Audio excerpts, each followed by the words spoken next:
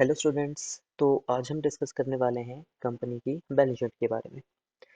इसका जो फॉर्मेट है वो दिया गया है कंपनीज एक्ट 2013 में, और वहाँ पे शेड्यूल 3 पार्ट 1। तो कंपनीज एक्ट 2013 के शेड्यूल 3 पार्ट 1 में बैलेंस शीट का फॉर्मेट दिया गया है। तो चलिए डिस्कस करते हैं इसके बारे में। तो कंपनी की जो बैलेंस शीट है उसको दो साइड्स में बांटा गया है। पहली साइड होती है हमारी इक्विटी एंड लायबिलिटी, और दूसरी साइड होती है हमारी असेट्स। तो इक्विटी एंड लायबिलिटी को फिर डिवाइड किया गया है चार मेन हेड्स में, जिसमें से पहला मेन हेड होता है हमारा शेयर होल्डर्स फंड, दूसरा होता है share application money pending allotment, तीसरा होता है नॉन करंट लायबिलिटी, और चौथा होता है हमारा करंट लायबिलिटी। और इसी तरीके से असेट्स को भी मेन हेड्स में डिवाइड किया गया है, लेकिन वहाँ पे जो मेन हेड है वो होते हैं हमारे दो। पहला होता है नॉन करंट असेट्स, और दूसरा होता है हमारा करंट असेट्स। तो जैसा कि हमने पिछली वीडियो में देखा था, मार्शलिंग के बेसिस पे इनको अरेंज किया गया है, और ये हमारा परमानेंसी वाला है। हमारे पास दो ऑर्डर होते थे, एक लिक्विडिटी और एक मार्शलिंग, सॉरी लिक्विडिटी और एक परमानेंस। तो ये परमानेंसी के बेसिस पे बनाया गया है। तो चलिए एक एक करके अब इनके मेन हेड को देखते हैं। तो पहला जो मेन हेड है हमारा शेयर होल्डर्स फंड, इसमें ओनर से रिलेटेड सारे फंड्स आते हैं। तो इसको फिर सब डिवाइड किया गया है तीन सब हेड्स में, जिसमें से पहला सब हेड होता है हमारा शेयर कैपिटल। यहाँ पे आपकी इक्विटी शेयर्स और प्रेफरेंस शेयर दोनों यहाँ पे शो किए जाते हैं। उसके बाद आता है reserve and surplus. Profit and loss से जो भी हमें नेट प्रॉफिट या नेट लॉस मिलता है उसको इसमें ट्रांसफर किया जाता है, और बाकी जितने भी रिजर्व होते हैं, general reserve, debenture redemption reserve, capital redemption reserve, workman compensation, वो सारे हर टाइप के रिजर्व यहाँ पे शो किए जाते हैं। तीसरा जो सब हेड होता है हमारा वो होता है money received against share warrant. अब बात आती है शेयर वारंट क्या होता है। जिसके भी पास शेयर वारंट होता है उसके पास राइट होता है एक टाइम पे कंपनी से शेयर लेने का, और एक फिक्स प्राइस पे। फिलहाल आप इसको इस तरीके से समझ लीजिए, जब डिटेल में डिस्कशन करेंगे इसका तब आपको मैं समझ सकता हूँ। वैसे 12th में इससे रिलेटेड कुछ पूछा जाता नहीं है। उसके बाद जो हमारा दूसरा मेन हेड होता है वो होता है share application money pending allotment, जिसको हम शॉर्ट में सैम्पा भी बोल देते हैं। तो इसका कोई सब हेड नहीं होता। एक्चुअल में होता ये है कि मान लो कोई कंपनी 15 मार्च को अपने शेयर्स इशू कर रही है, और उसकी एप्लीकेशन मान लो हमें रिसीव होगी अगले महीने, मतलब 15 मार्च से रिसीव होनी शुरू होगी।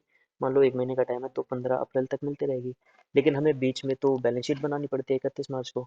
तो वहां तक कंपनी के पास जितना पैसा आया होता है उसको यहाँ पे शो किया जाता है, क्योंकि अभी तक तो उसके बदले में शेयर इशू किए नहीं है, तो शेयर कैपिटल में दिखा नहीं सकते। तो इसका वैसे कोई सब हेड होता नहीं है। उसके बाद जो हमारा मेन हेड है नॉन करंट लायबिलिटी, इसके सब हेड होते हैं चार। पहला जो सब हेड है वो होता है लॉन्ग टर्म बोरोइंग्स। जैसे हमने 12 महीने से ज़्यादा के लिए, नॉर्मली एक साल से ज़्यादा के लिए जो भी हमने पैसा उधार में ले रखा है उसको यहाँ पे शो करते हैं। दूसरा होता है हमारा डेफर टैक्स लायबिलिटी नेट। अच्छा, डेफर टैक्स लायबिलिटी का मतलब होता है, देखो एक तो हमारा अकाउंटिंग प्रॉफिट या बुक प्रॉफिट होता है, लेकिन हमें टैक्स भी पे करना होता है। और इनकम टैक्स वाले जो प्रॉफिट है वो हमारे प्रॉफिट को मानते नहीं है, क्योंकि नेट प्रॉफिट निकालने का उनका खुद का अपना एक तरीका होता है। तो वहाँ पे जो डिफरेंसेस आते हैं उसकी वजह से या तो हमें टैक्स कम जमा करना पड़ता है, मतलब जितना हम कैलकुलेट करके बैठे हैं अकाउंटिंग प्रॉफिट के हिसाब से, या तो उससे कम करना पड़ेगा या ज़्यादा करना पड़ेगा। अब अगर हमने ज़्यादा किया है तो वो असेट्स बन जाती है, और कम कर रहे हैं मतलब ज़्यादा मतलब देना पड़ेगा बाद में, तो उसको लायबिलिटी बोल देते हैं, डेफर टैक्स लायबिलिटी। असेट्स में भी एक इसी तरीके का पॉइंट देखने को मिलेगा आपको। तो इसका जो तीसरा सबहेड होता है, वैसे वो चौथा होना चाहिए था। देखो, तीसरा होता है अदर नॉन करंट लायबिलिटी, और चौथा होता है हमारा लॉन्ग टर्म प्रोविजंस। तो देखो, लॉन्ग टर्म प्रोविजंस में वो प्रोविजन आते हैं, मतलब जो एक ये प्रॉफिट में से बचाया गया पैसा है, मतलब एक एक्सपेक्टेड लायबिलिटी के लिए पैसा बचाया जाता है जिसकी अमाउंट हमें एग्जैक्ट पता नहीं होती, और ये जो है एक साल के बाद हमें पे करना पड़ता है, इसलिए इसको लॉन्ग टर्म प्रोविजन में डाल दिया जाता है। अब ए, बी और डी, ये जो तीन पॉइंट है, यहाँ पे जो भी हमारी लायबिलिटी नहीं आती और वो नॉन करंट नेचर की होती है उसको अदर नॉन करंट लायबिलिटीज में डाल दिए जाते हैं।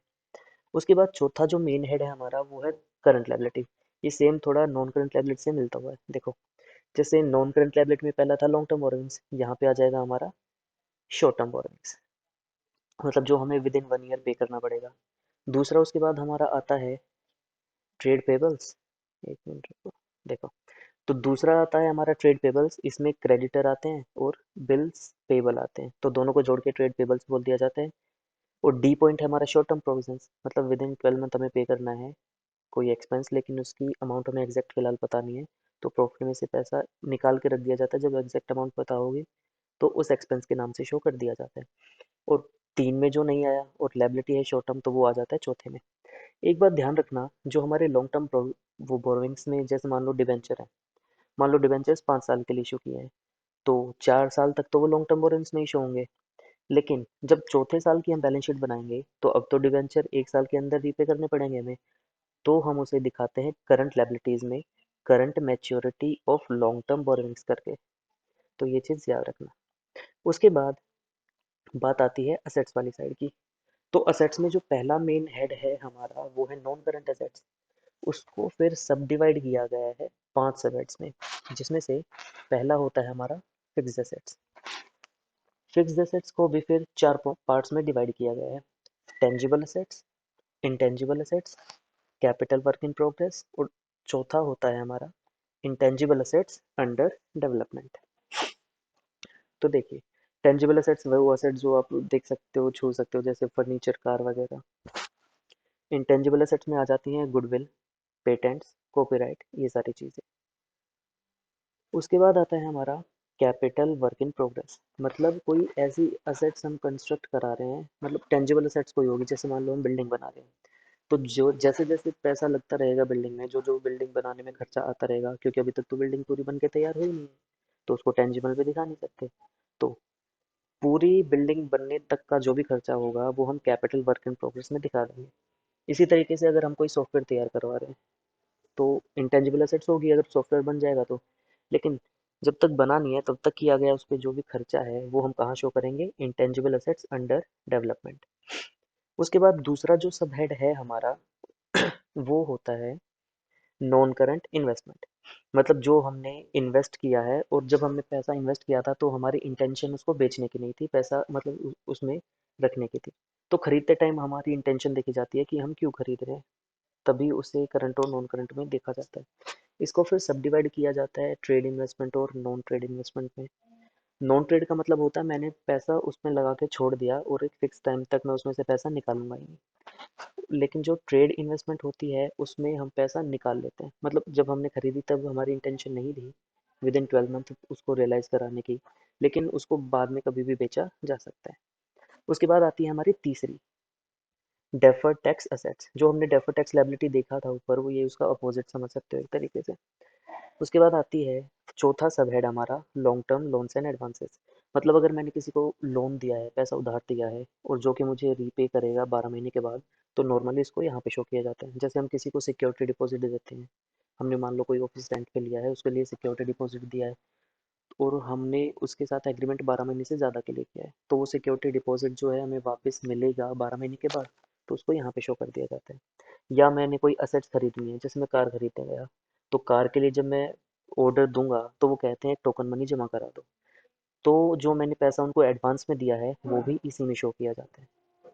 ठीक है, जब हमारी कार आ जाएगी तो उसके उसको दिखा देंगे फिर टोटल टेंजिबल असेट्स में, और यहाँ से वो हट जाएगा। और इन चारों पॉइंट्स में जो असेट्स हमारी नहीं आती वो आ जाती है हमारी अदर नॉन करंट असेट में। ठीक है, तो ये पॉइंट थे हमारे 5 नॉन करंट असेट्स के। तो फिर बात आती है हमारी करंट असेट्स की। करंट असेट्स को सब डिवाइड किया गया है 6 पॉइंट्स में, जिसमें से पहला पॉइंट होता है हमारा करंट इन्वेस्टमेंट। वो पैसा जो हमने, मतलब हमने जब इन्वेस्ट किया है, तो हम विद इन 12 मंथ उसको बेच के कैश में कन्वर्ट कर लेंगे, तो वो होती है हमारी करंट असेट्स। दूसरा होता है हमारा इन्वेंट्रीज। इन्वेंट्रीज में आता है stock, loose tools, spare parts, ये सारी चीज़ें इन्वेंट्रीज में शो करते हैं। तीसरा पॉइंट आता है हमारा ट्रेड रिसीवेबल्स। जैसे वहाँ पे ट्रेड पेबल्स था लायबिलिटीज में, क्रेडिटर प्लस बिल्स पेबल वहाँ पे आते थे। इसी तरीके से ट्रेड रिसीवेबल्स में आता है डेटर्स प्लस बिल्स रिसीवेबल्स। चौथा पॉइंट होता है हमारा कैश एंड कैश इक्विवेलेंट।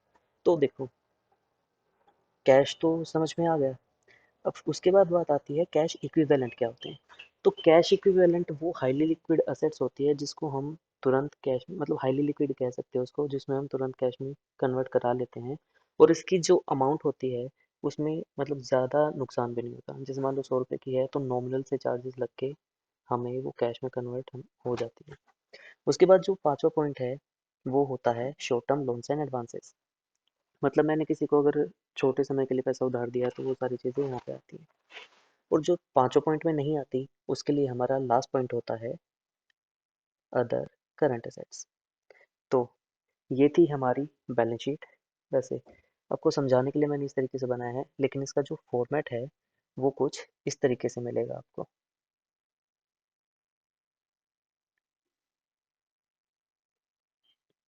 देखो, तो बैलेंस शीट का फॉर्मेट कुछ इस तरीके से होगा। इसमें नोट नंबर भी होगा। अच्छा देखो, नोट नंबर का मतलब होता है जैसे मान लो शेयर कैपिटल है, इसमें इक्विटी क्या है, प्रेफरेंस क्या है, तो ये चीज़ें तो आपको यहाँ पे नहीं पता चल रही। तो इसके लिए हम बना देते हैं नोट।